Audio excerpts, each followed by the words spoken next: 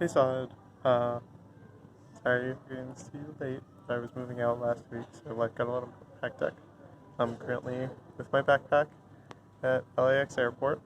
Um, so I got in. I had a crazy. My flight got.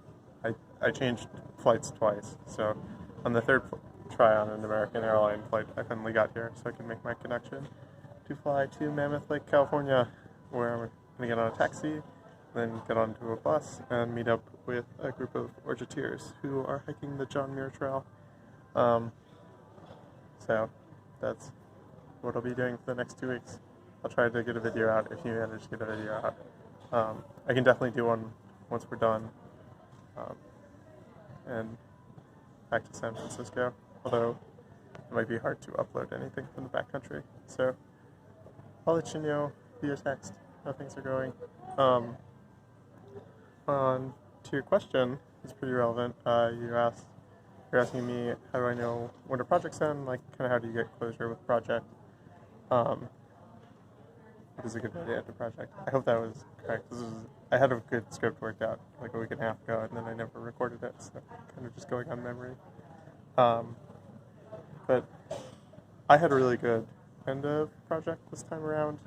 My Lincoln Lab group really liked my end presentation. I basically spent the last 2 weeks mainly writing stuff up and working out a presentation for them to communicate not just like my mentors kind of knew what I was doing, but the rest of my group, there's like 20 people in the group, didn't really know what I was doing research on, so it was to communicate my results to them. And they're all technical, which is sweet. So it's like I could assume everyone in the room was pretty sharp, but they weren't. They didn't come from either an aerospace or some of them came from physics, but I think a lot of them were more electrical engineering, and I was doing dynamics heavy results. So I had to communicate it to them and then build up to why like the thing I was working on was a difficult problem, which I felt was a pretty good way to end it and get good closure because there's a presentation in time, and then I was done, and then rating everything up I did so I could hand it off to them. I ended up writing like a 9 or 10 page document saying everything I'd worked on and outlining all the sources I'd looked at and like which ones were useful. So that I felt was a pretty good way. I actually think like writing up a bibliography and what your like flow of thoughts through the project was a really good way to get some closure. It's hard to tell when to end a project. I think the thing, there's like a maturity people get to realize when the correct time to step back is.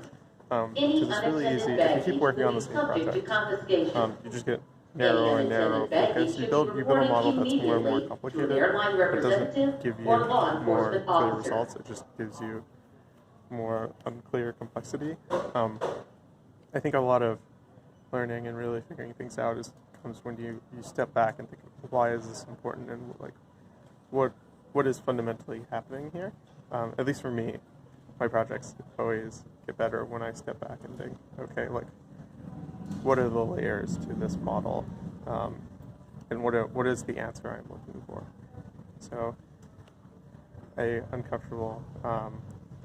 The best time to step back from a project is some level of frustration with your current approach, or your time runs out, and forces you to step back. So I'll ask you a similar question.